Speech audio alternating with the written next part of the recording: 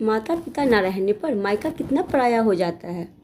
भाभी, माँ कितने अच्छे मेथी, सोंठ, गोंद के लड्डू ढेर सारी बादाम काजू डालकर बनाती थी। सर्दियाँ शुरू होते ही हमारा घर देसी घी और आटा भुनने की खुशबू से महकने लगता था। रोज़ सुबह एक लड्डू नाश्ते में ज़रूर मिलता। तब खाना नहीं चाहते थे। अब जब माँ नहीं है, लड्डू खाने को तरस जाते हैं। हर समय माँ के हाथों का स्वाद ढूंढते रहते हैं। आरजू भावुक होते हुए अपनी भाभी जिया से बोली, दीदी, माँ के हाथों के स्वाद का तो कोई तोड़ नहीं होता, लेकिन इतनी मेहनत कौन करता है। यह सब पुराने जमाने की बातें हो चुकी है, कहकर जिया ने ननद आरजू का फ़ोन रख दिया और बड़बड़ाने लगी। माँ को याद करने का तो बहाना है, बस मुझे सुना रही थी, जिससे मैं उसकी मीठी मीठी बातों के झांसे में आ जाऊं और उसे लड्डू बनाकर भेज दूं। लड्डू कोई मुफ्त में थोड़े ही बनते हैं। एक तो इतनी महंगाई, उस पर भी इतनी सर्दियों में कौन मेहनत करेगा। मुझसे तो ना होगी। उसी दिन आरजू को उसकी भतीजी काव्या खरीदारी करते हुए बाजार में मिल गई। दोनों बुआ भतीजी एक ही शहर में ब्याही थी, इसीलिए अक्सर ही दोनों मार्केट में टकरा जाती थी। दोनों में प्यार भी बहुत था, क्योंकि आरजू ने काव्या को अपने हाथों से पाला था। आज भी दोनों एक दूसरे को देखकर खुश हो गई और चहक कर बातें करने लगी।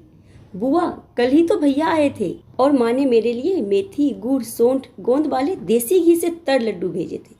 आपको तो पता है मैं ये सब नहीं खाती, कितना फैट होता है इन सब चीज़ों में। फिर भी माँ पता नहीं क्यों भेज देती है। मेरे यहाँ तो कोई नहीं खाता। सब सामान घर में काम करने वाली आंटी को उठाकर दे देते हैं। आरजू को एक बार सुनकर बुरा तो जरूर लगा कि भतीजा आया था और उसके घर नहीं आया। इन सब चीज़ों का तो वो बुरा नहीं मानती थी कि भाभी ने अपनी बेटी को कुछ भेजा और मुझे नहीं भेजा। वो समझती थी कि मैं तो अब पुरानी हो गई हूँ। काव्या की शादी को तो अभी कुछ ही समय हुआ है, लेकिन भाभी को मुझसे झूठ बोलने की क्या ज़रूरत थी कि वो लड्डू नहीं बनाती, और मैंने उनसे सिर्फ माँ के हाथों के लड्डू का जिक्र किया था। ये थोड़ी ही कह रही थी कि बनाकर भेज दो। उसने यह सब बातें दिमाग से हटाकर काव्या से कहा, बेटा ऐसा मत कहो, माँ ने इतने मन से बनाकर भेजे हैं तो एक आधा तो खा ही लिया करो। यह लड्डू तो सर्दियों में बड़े फायदेमंद होते हैं, कोई फैट नहीं बढ़ाते, बल्कि मेथी तो वजन कम करती है और घुटनों के दर्द में आराम भी देती है। देसी घी तो आजकल डाइटिशियन भी खाने को बता रहे हैं, बहुत बढ़िया रहता है। ये रिफाइंड से बहुत बढ़िया रहता है, और सबसे बढ़कर तो इसमें माँ की ममता का स्वाद होता है। भाभी ने इतनी मेहनत से बनाकर भेजे हैं, इसीलिए उनकी ममता का तिरस्कार मत करो। एक दिन बैठकर मेरी तरह माँ के हाथों के स्वाद के लिए तरसोगी कि काश कहीं से माँ के हाथों के लड्डू मिल जाए, और तब माँ नहीं होगी।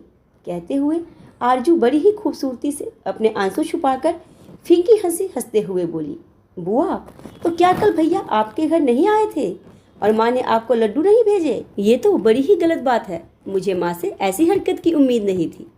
बुआ, आप दुखी मत होइए, मैं उसमें से थोड़े लड्डू आपको भेज दूंगी। अरे पागल हो गई है क्या? मैं कोई तुमसे इस वजह से नहीं कह रही तुम मुझे लड्डू भेजो, मैं तो सिर्फ तुम्हें समझा रही थी। तुम भाभी से इस बारे में कुछ मत कहना। अब मैं चलती हूँ। भतीजी से विदा लेकर आरजू चली तो आई, लेकिन रास्ते भर सोचकर दुखी होती रही कि माता पिता ना रहने पर मायका कितना पराया हो जाता है।